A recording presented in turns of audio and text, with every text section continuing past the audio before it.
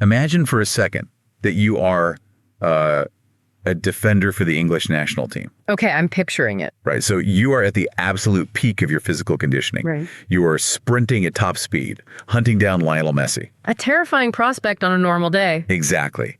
And your GPS telemetry data, that little tracker nestled between your shoulder blades. Yeah, the vest thing. Yeah, that thing is screaming that you are covering ground at 22 miles per hour. But when you look up, no matter how fast you run, you aren't getting any closer to the man with the ball. Which should be physically impossible. Right. The distance between you and the attacker is remaining exactly the same because the actual physical grass beneath your boots is expanding in real time. It's just wild. The Earth itself is actively generating new square footage, basically just to keep you away from the play. It completely breaks the brain. I mean, it is a violation of fundamental reality. It really is. And welcome to the 2026 World Cup. Yes. Today is Saturday, July 18th, 2026. The eve of the big one. Yeah, we are exactly 1 day away from the FIFA World Cup final between Argentina and Spain, which is happening tomorrow at MetLife Stadium in New Jersey. Millions of people are going to tune in for that. Oh, easily. But if you're stepping into this deep dive with us today, you already know that what happens between the white lines tomorrow is, well, it's entirely secondary to what has been happening beneath the pitch. Beneath the pitch, in the boardrooms, you name it. Exactly. In the highest courts of international law over the last month. The football match itself is an illusion at this point. It's just the glittering surface over a very dark, very deep ocean of bureaucratic and structural engineering. That is the perfect way to frame it. Yeah. We are dedicating this entire deep dive to what I think is the most staggering piece of investigative journalism I have ever consumed. Oh, without a doubt. It's monumental. I am talking about the bombshell report by Janet Foster, which was published just yesterday in Sporting Fact Sheet Weekly. And calling it an article almost feels like a disservice, honestly. Right, because Foster hasn't just written an article. She has dropped a 40,000-word forensic audit on the global desk. It's massive. She has compiled internal FIFA correspondence, whistleblower testimonies, geodetic surveys, and these terrifying legal precedents. All to document an institutional conspiracy of a scale that is just unprecedented. Exactly. A conspiracy engineered from the absolute top of the global footballing pyramid to guarantee, with mathematical and physical certainty, that Argentina would progress to tomorrow's final. And, engineered really is the operative word here for you, the listener. How so? Well, we all have a baseline understanding of what sports corruption normally looks like, right? Right, like a referee with a suspicious betting account. Exactly, or an inexplicably harsh red card, maybe a missed offside call. The classic stuff, yeah. But what Foster's report details is not human error. It is not even human bias. No, it's way beyond that. It is a masterclass in macroeconomic warfare, atmospheric manipulation, and the literal redefinition of spatial geometry. Which sounds like science fiction. It does. But it was all deployed to protect a multi-billion-dollar commercial ecosystem. It totally redefines the concept of a home field advantage. It takes the phrase, the system is rigged, from a metaphorical complaint into a literal architectural reality. Structural rigging. Exactly. But before we get to the science fiction horror of what actually happened on the pitch in this tournament, we need to understand the blueprint. Right, where it all started. Yeah, we have to rewind 6 months. Because none of this started with the referee's whistle. It started with a document. We have to go back to December 2025. Right. The formal World Cup draw. So if you watched that draw, and I'm sure a lot of you did, it looked like every other draw in history. Just a massive broadcast event. Yeah. You had the celebrities up there pulling sealed spheres out of those randomized glass bowls. It's presented to you as the ultimate exercise in sporting chance. The luck of the draw. Exactly. But Foster's article pulls the curtain back completely. She got her hands on internal memos from FIFA's Department of Competitions. The actual parameters of the tournament had been locked in 3 months prior. At a highly classified closed-door summit in Saint-Tropez. And that contrast is, well, it's vital to understand. The public gets the glass of bowls and the illusion of a lottery. But the executives in Saint-Tropez were engaged in something very, very different. They were engaged in extreme corporate risk management. Right. So Foster uncovered the foundational document of this entire operation. What a document it is. I know, right? It's titled Project Alba Celeste, Global Market Stabilization and Broadcast Optimization Protocol. It just sounds so dystopian. I had to read that title 3 times when I first saw it. It sounds like a directive from a shadow government or something. It's incredibly chilling precisely because it is so corporate. Yeah, it really strips away all the romance. It completely strips away the romance of the beautiful game. The document doesn't talk about football. No, it talks about, quote, insulating the Argentine roster from competitive attrition. And the level of detail in that insulation is just staggering. So Foster actually had mathematicians and data scientists review the resulting 16-group bracket. And what did they find? They verified that Argentina was placed in the single least competitive quadrant in the history of modern international tournaments. Just completely weighted in their favor. Heavily weighted algorithm. Their path minimized their travel distance to a fraction of what other teams faced. It absolutely maximized their rest days between fixtures, too. Yeah. But here is the detail that honestly made me drop my coffee mug. I know exactly what you're going to say. The protocol contained a strict mandate that Argentina must not face any opponent with an average squad height exceeding 185 centimeters until they reach the final. That right there, that is the inflection point where this stops being a standard story of sporting corruption and mutates into something profoundly bizarre. Wait, I have to push back on this because I read this part of Foster's report and I actually circled it in red pen. It sounds made up. It sounds like utter nonsense. We've all heard the old rumors of executives putting heated or cooled balls in the draw bowls to rig the matchups. Right, the hot and cold balls theory. Yeah, and that's easy enough to pull off. But capping an opponent's average squad height at exactly 185 centimeters? It seems logistically impossible. How does a global governing body even physically orchestrate that without every statistician and manager on Earth immediately screaming foul? It's a brilliant question, and the answer lies in the sheer scale of the bureaucratic control they possess. Okay, explain that to me. Well, you don't rig it on the day of the draw. You rig it in the preceding 2 years of the qualification cycle. Oh, wow. According to the whistleblower notes in Foster's piece, the disciplinary committees were retroactively issuing strategic yellow card accumulations during the qualifiers. Wait, just to suspend taller central defenders? Yes, to suspend taller players on rival national teams. That is insane. And they were quietly altering the coefficient weightings of friendly matches to bump physically imposing teams into higher seeding pots. Oh, I see. Mathematically ensuring they couldn't be drawn into Argentina's immediate path. Exactly. They manipulated the raw data of the sport itself. A matchup against a team averaging over 185 centimeters was already a statistical impossibility. That is terrifying. Yeah. It's like watching someone win at a casino and then realizing they didn't just count the cards. Right. They bought the factory that prints the cards 10 years ago. That is exactly it. And to understand why they would go to such psychopathic lengths, you have to look at the 3 organizational rationales outlined in the executive summary of Project Elvis Less. Right, because they had to justify this internally. Yes, internally, they did not view this as cheating. They viewed it as fulfilling a fiduciary duty. Protecting an asset. Yes. So the first rationale is explicitly titled Brand Capital Preservation. Which means what, exactly? The memo clearly links the commercial viability of the entire 2026 broadcast rights cycle to the prolonged tournament presence of, quote, specific legacy athletes.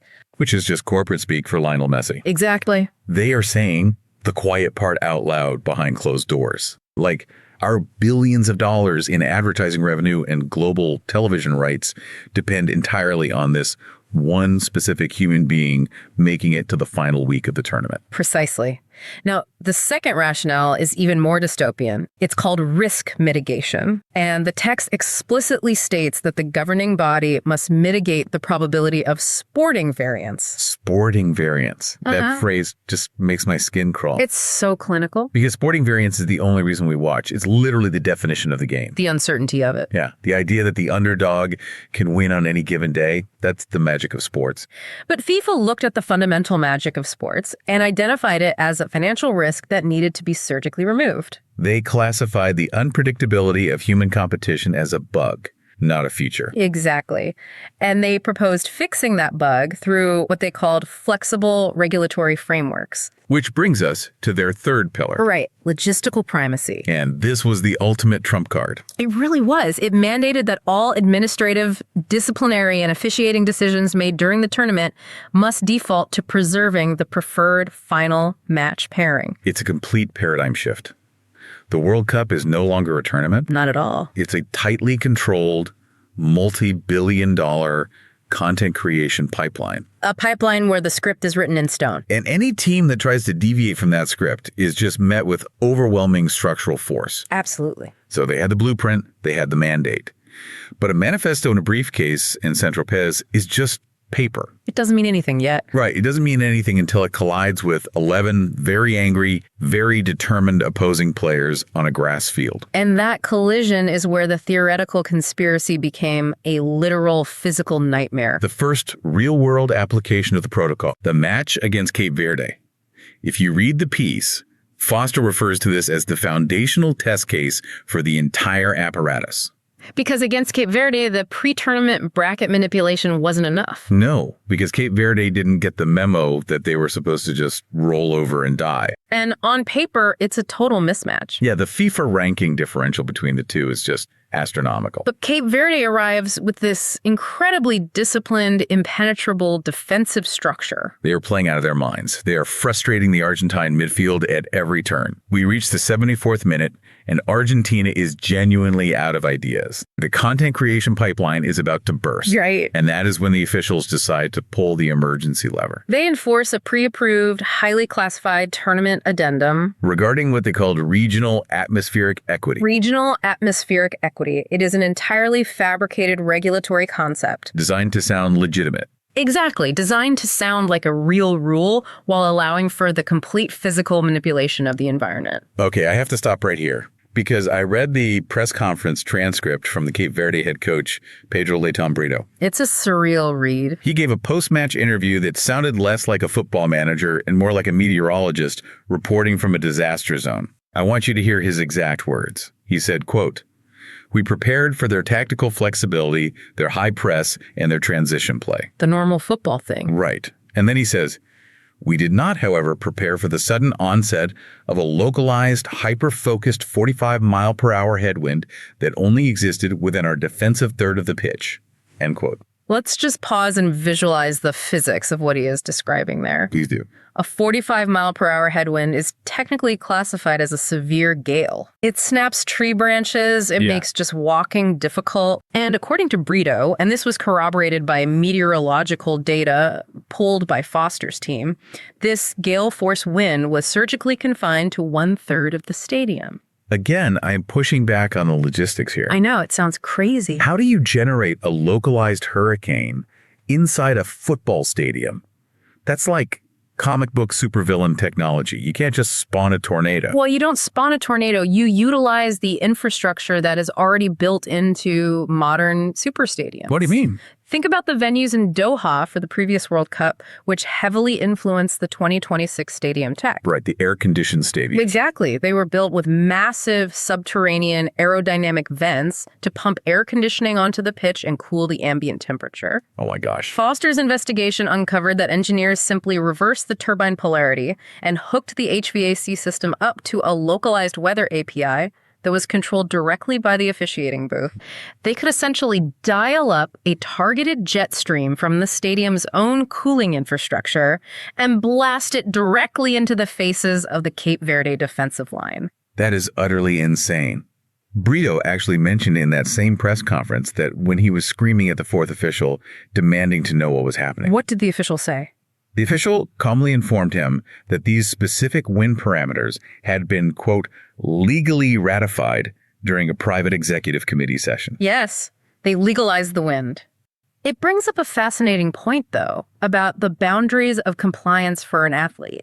What do you mean? If you are a player for Cape Verde, you've trained your entire life to master the tactical geometry of this sport, right? Yeah, you know how a ball bounces. You know how to read a pass, and suddenly you are fighting against artificially generated stadium cross-currents that were legislated into existence in a boardroom. It's a profound psychological assault. Exactly. The governing body is communicating something devastating to you.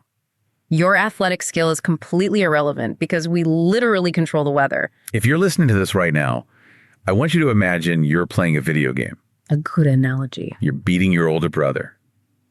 He realizes he can't win on skill. So he cheats. Right. He just pauses the game, goes into the settings menu, changes the weather conditions to hurricane for your side of the screen only, and then unbuzzes. It's infuriating. How do you even attempt a goal kick when the atmosphere itself has been weaponized against you? You can't. And that was the point. Argentina eventually scored in all the chaos and narrowly won the match. So the win mechanism worked. It worked, but it was messy. It was very visible. Exactly. So they realized that manipulating the wind is just too obvious. People noticed the corner flag snapping in half on only one side of the pitch. Yeah, you can't really hide that from the broadcast cameras. So as the tournament progresses to the knockout stages, they know they need a mechanism of control that is invisible to the naked eye. Something you can't capture on a wind speed monitor. Right. If you control the space with wind, that's one thing. But football is ultimately governed by a clock. So what happens when they move from Cape Verde to Egypt and they realize they can't blow the wind hard enough to save the script? They escalate. Oh boy. They move from atmospheric manipulation to chronological manipulation. They start messing with the fabric of time itself. The match against Egypt. Foster calls it the Cairo conundrum in her report. And it is a masterpiece of psychological torture. It truly is. This is where the legal and chronological manipulation just reaches a terrifying fever pitch. Let's paint the picture for the listener. Yeah, so keep this picture in your mind. We're in the knockout stages. Egypt is playing a flawless game. Defensively brilliant. The Egyptian players are ready to celebrate the greatest upset in their nation's history.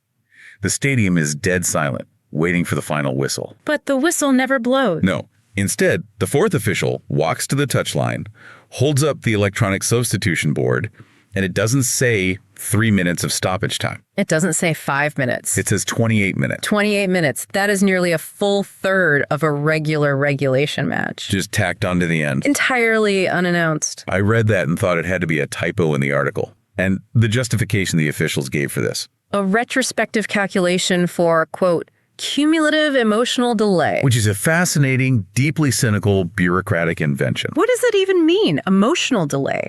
Well, it essentially allows the governing body to quantify abstract feelings and convert them into measurable time. How do you even measure that? Foster sources revealed that they used biometric cameras installed in the stadium to measure heart rate variability and pupil dilation among the fans and the Argentine players. They took the collective anxiety of the stadium, fed it through an algorithm to calculate the potential loss in broadcast engagement, and converted that emotional trauma into 28 minutes of compensatory stoppage time. That is insane. It's entirely subjective. Which means it's entirely controllable. If you're on a treadmill right now, I want you to imagine looking down at the digital display. Okay. You've been running hard. The display says you've hit your mile, you are exhausted, but you know you are done. You're ready to stop. But right as you reach for the stop button, the gym manager walks over, physically unplugs the machine from the wall, and tells you that according to his emotional assessment of your run... A mile is actually 2 miles today. Exactly, and you aren't allowed to get off. That is exactly what happened to the Egyptian national team. Let's look at the timeline Foster lays out because the sheer mechanics of it are grueling. Walk me through it. From minute 0 to 90, it's standard match time. Then from minute 90 to 98, there is an excruciating 8-minute window where the ball is basically dead, and the officials are just standing there ostensibly assessing this cumulative emotional delay. They are just draining the adrenaline out of the Egyptian players. Exactly. Then from minute 98 to 114, we enter the extended stoppage phase. The players are completely gassed at this point. Oh, they're running on empty fumes, playing an unscheduled, unhydrated third half of football. And during this 16-minute gauntlet of exhaustion, Argentina inevitably manages to tie the game 2-2. Of course they do. But the absolute climax of absurdity, the moment that proves the system is rotten to the core, happens in the 118th minute. Ah, the administrative penalty. Yes, the referee blows his whistle and points to the penalty spot. He awards a penalty to Argentina. But not for a slide tackle. Not for handball. No. He awards a penalty for an infraction of spatial sovereignty inside the Egyptian penalty box. Spatial sovereignty. Yeah. A concept that exists nowhere in the established laws of the game. Not anywhere. It's a term borrowed directly from geopolitics and international border disputes. And suddenly, it's applied to a blade of grass to justify a game-winning penalty kick. The Egyptian coach, Hossam Hassan, gave an interview through a translator after the match that will just haunt me forever. What did he say? Because he actually confronted the referee about this spatial sovereignty penalty. He said, quote, he looked at his watch, which did not have numbers, but instead featured a digital portrait of the Argentine Football Federation's crest. That detail alone is sickening. He continues, he told us the match would conclude precisely when the sporting narrative achieved optimal commercial equilibrium, end quote. Optimal commercial equilibrium. That phrase right there. That is the Rosetta Stone for this entire deep dive. It really is. It perfectly encapsulates the worldview of the architects in Centerpass. Right. The match isn't over when the time runs out. The match isn't over when one team scores more goals. The match is over when the financial algorithms are satisfied. But put yourself inside the mind of the Egyptian players for a second. It must have been devastating. You are defending against an opponent who essentially has administrative control over the fourth dimension. The referee's watch doesn't even have numbers on it. It just has a logo. How do you defend a lead when the finish line is a movable, purely theoretical financial concept? You can't. That is the devastating psychological reality of the Cairo conundrum. You realize, perhaps in the 105th minute, that you are no longer competing against a team of 11 men. As Coach Hassan realized. Yeah, you are competing against a multi-billion-dollar structural paradigm. You are totally stripped of your agency as an athlete. Your physical exhaustion, your tactical brilliance, your sweat and tears, none of it matters. Because the underlying architecture of the universe you are playing in has been actively hostile to your success from the opening kickoff. So, they realize manipulating the wind works, but it's physically messy. Right. Manipulating time works, but it looks terrible on television to have 30 minutes of stoppage time. People start asking too many questions. They needed something cleaner. Yeah. And as the tournament progressed to the quarterfinals, they faced Switzerland. And the Swiss are a completely different beast. Oh, absolutely. The Swiss national team brought a defensively rigid, tactically flawless block that wind and time simply couldn't break. The Swiss don't care about emotion. They care about structure. Exactly. Yeah. So FIFA realized that playing with the natural elements wasn't enough. They had to cross into a completely different domain. They had to escalate again. They escalated from atmospheric and chronological manipulation into dystopian macroeconomics. This is the moment in Foster's investigation where we cross the Rubicon. We moved from sports entertainment into international commercial litigation. Executed mid-match. We are in the quarterfinal. The Swiss team is doing what the Swiss team does best. Building a fortress. They have built an absolute fortress on the pitch. They are neutralizing the midfield entirely. They take a 1-0 lead, and they hold it well into the second half. For an hour, Argentina cannot find a single way through. The Swiss defense is a padlock. Right. It's the 67th minute. And this is the moment where the reporting sounds like a hallucinatory fever dream. It really does. The match is paused because a courier, a literal man in a suit with a briefcase, runs down the tunnel, out onto the pitch, and delivers a formal, legally binding cease and desist order to the Swiss technical area. Issued by a commercial court in Zurich, stamped and verified. Effectively served in real time on the touchline while the ball's still in play. I need to break down the charge in this injunction because it is staggering. Please do. The court alleged that by double-teaming Lionel Messi, the Swiss central defenders were committing an illegal restraint of trade. I can't even fathom that. The legal argument was that by physically blocking his access to the ball, they were actively preventing him from optimizing his global marketing deliverables. What's fascinating here is the violent collision of two completely different spheres of jurisprudence. Right. On one hand, you have the laws of the game of football, which obviously permit and actually encourage double teaming a dangerous opponent. That's just good defense. But on the other hand, you have international trade law. And FIFA, acting through this proxy court in Zurich, successfully argued that a standard tactical football decision was an actionable, severe economic offense. It's weaponized legalese. And the threat attached to this injunction wasn't a yellow card or a free kick. No, it was much bigger. Let me share exactly what the Swiss coach, Murat Yakin, revealed about the document his staff was handed. His quote is unbelievable. He said, quote, "It stated that if our central defenders continued to double-team their captain, the Swiss Confederation would face immediate retaliatory tariffs on luxury watch exports and chocolate distribution throughout the Western Hemisphere." He goes on, "Our tactical adjustments in the final 20 minutes were dictated not by footballing principles, but by a desperate effort to protect our domestic banking sector." End quote. Okay, this is where I need you to help me because my brain is melting a bit. Same here. We are talking about tariffs on chocolate to stop a slide tackle. Yes, literally. At what point do the players just say, you know what, this is a farce, we're done, and just walk off the field? Why did the Swiss keep playing when the situation was this blatantly, comically compromised? Because the consequences were no longer confined to the sporting realm. This is the ultimate leverage. If you walk off the pitch in a normal protest, what happens? You forfeit the match, maybe your federation gets fined. Maybe you face a suspension from future tournaments. It hurts, but it's contained to the sport. But what happens when the consequence of your on-pitch protest is the collapse of your nation's export economy? The players didn't walk off because they were effectively taken hostage on a macroeconomic level. Imagine being a center back and suddenly realizing that if you make a successful tackle, thousands of factory workers in Geneva might lose their jobs tomorrow. You are suddenly burdened, not just with the hopes of your fans, but with the gross domestic product of your entire country. It's extortion. It's international blackmail. It is brilliant, dystopian extortion.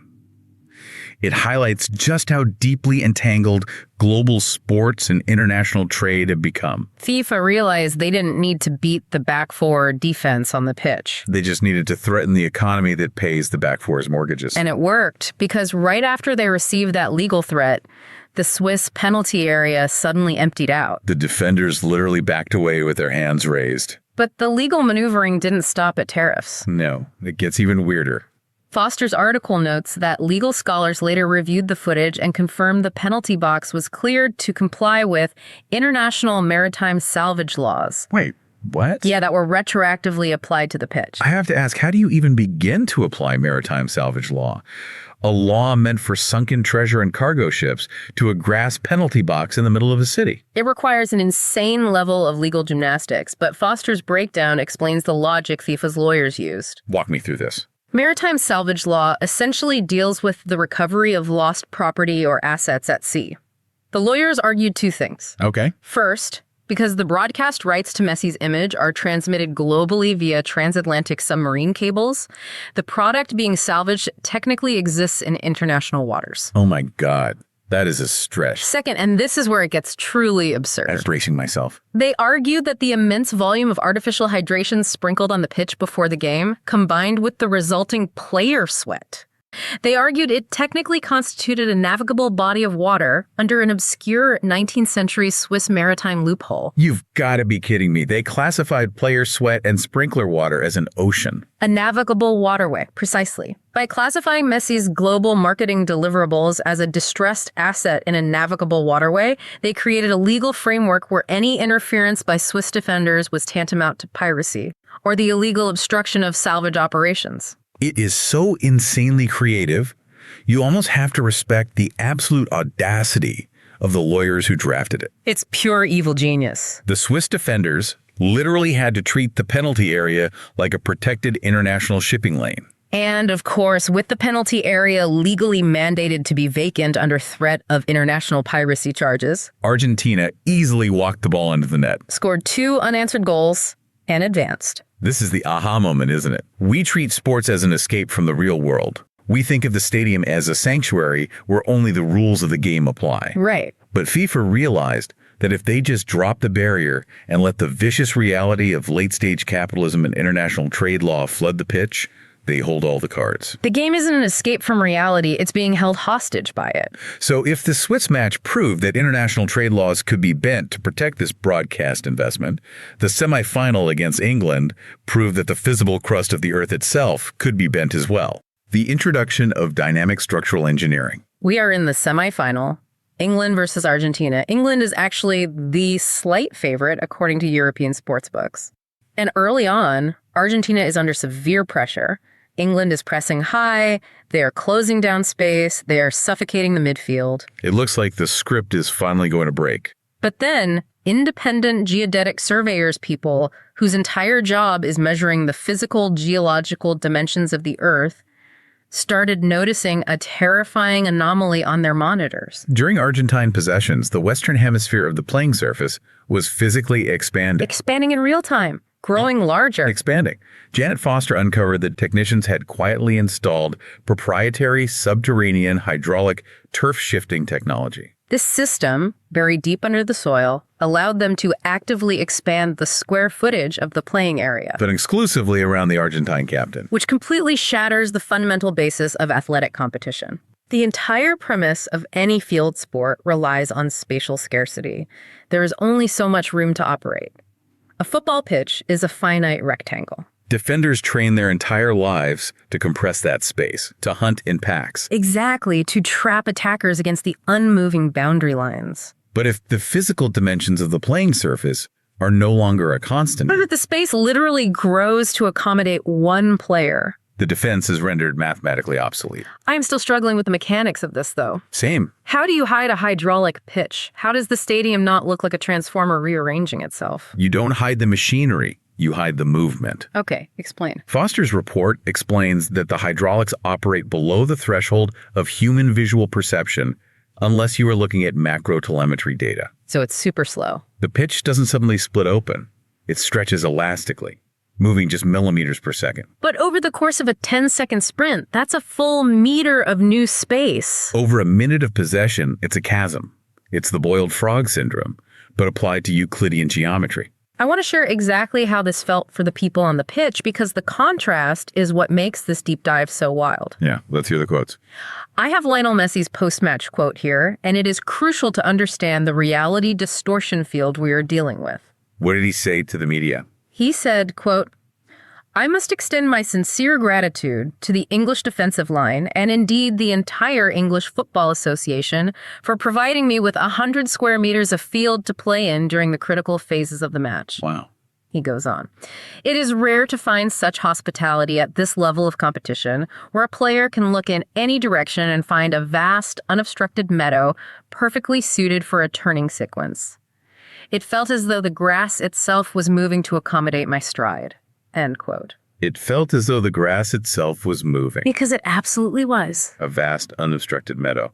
It's like something out of fairy tale. But the contrast between that quote and the reality experienced by the English team is staggering. Because Thomas Tuchel, the England coach, isn't talking about meadows. He's talking about a complete breakdown of fundamental physics. Here is Tuchel's exact quote from the press conference. He said, quote, according to our telemetry, my left back ran a total of 14 kilometers, yet remained structurally incapable of closing the distance to the ball because the pitch was actively generating new square footage in real time between his boots and the attacker.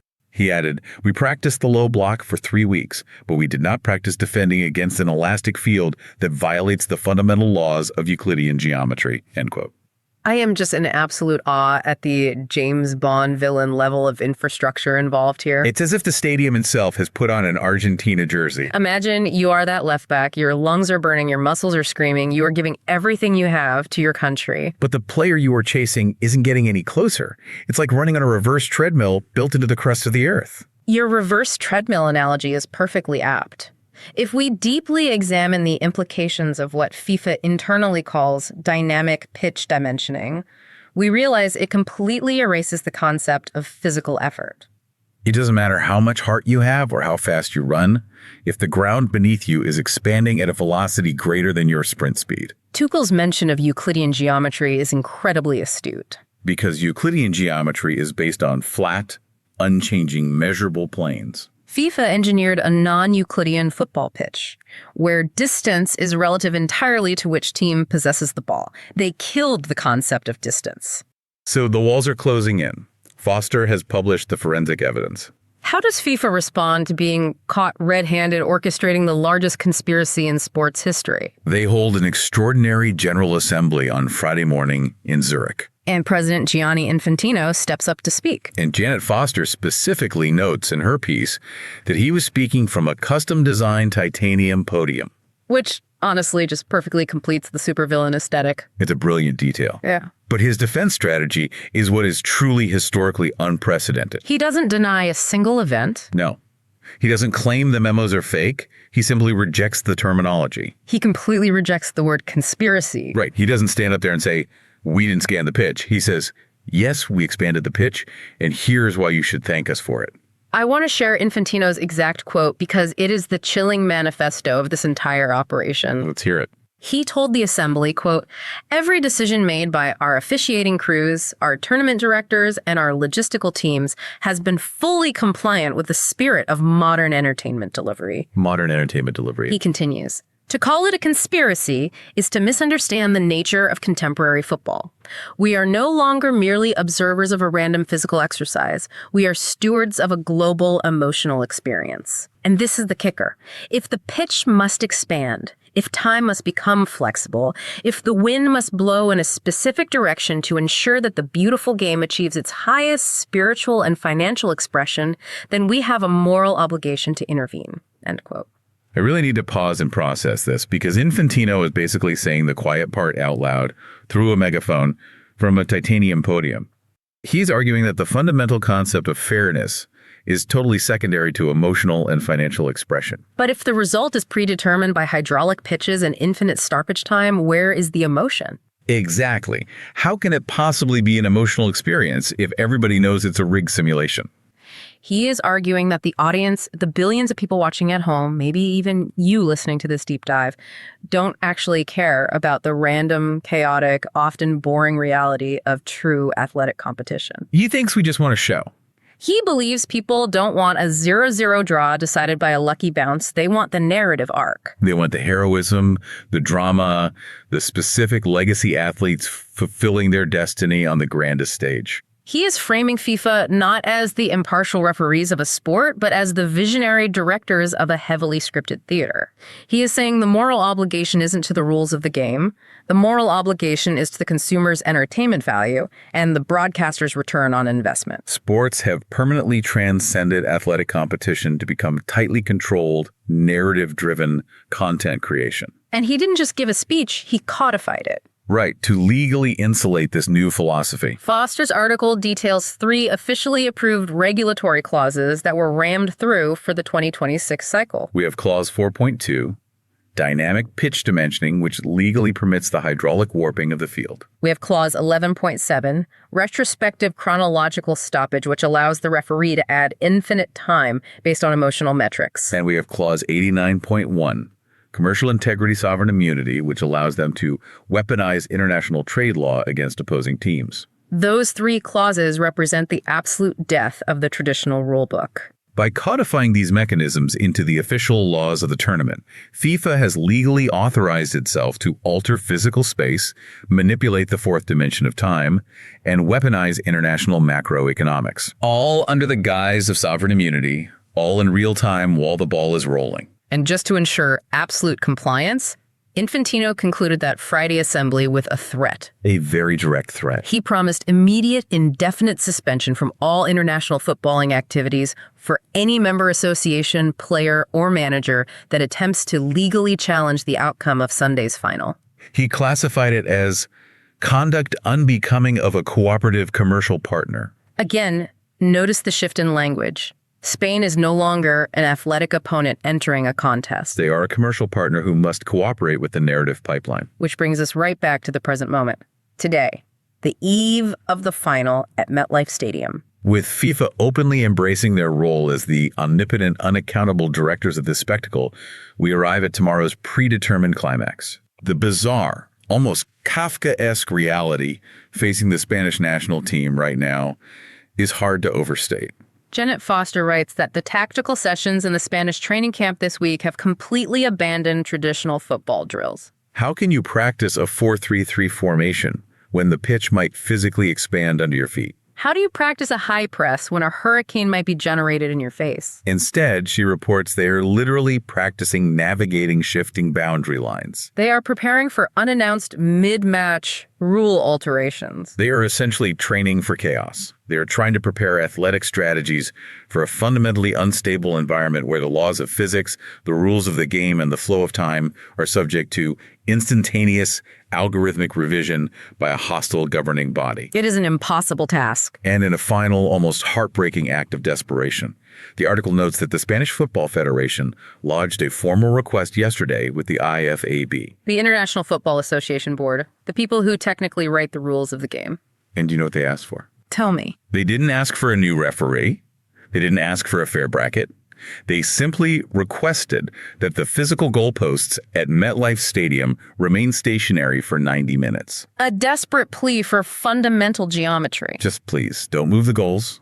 Let the rectangle be a rectangle. But sources within the committee told Foster the request is highly unlikely to be approved ahead of kickoff. So as we wrap up this deep dive, I want to ask you, the listener, to deeply consider what exactly you will be tuning in to watch tomorrow on Sunday. When you turn on your television, are you watching a football match? Are you watching 11 men against 11 men striving for athletic glory? Or are you watching 11 men desperately trying to survive against a multi-billion-dollar institutional apparatus that controls the wind, the clock, the grass, and the global economy? That is the pivotal question we are left with, and it demands self-reflection. If a governing body successfully transitions a sport from a competitive contest into a guaranteed commercial equilibrium, And billions of people, including us, still tune in to watch the broadcast tomorrow. does the audience actually care about sporting integrity? Or do we secretly prefer the manufactured spectacle? Are we complicit in the death of sporting variants because we just want to see a good movie? It's a deeply uncomfortable thought. We started this deep dive talking about physical constants, gravity, measurable fields, the comforting, standardized rigidity of the rules of engagement. We like knowing the rules before the whistle blows. But tomorrow, when that whistle blows at MetLife Stadium, assuming it blows at all, and they don't just add 40 minutes of emotional delay before kickoff, all those constants are gone. We are officially entering the era of the elastic field, the hyper-focused headwind, and the corporate script. It's a brave new world for sports. Thank you so much for joining us on this deep dive. Keep questioning the reality of the media and the entertainment you consume, because if this tournament has taught us anything, it's that the very ground beneath your feet might just be shifting to accommodate the broadcast.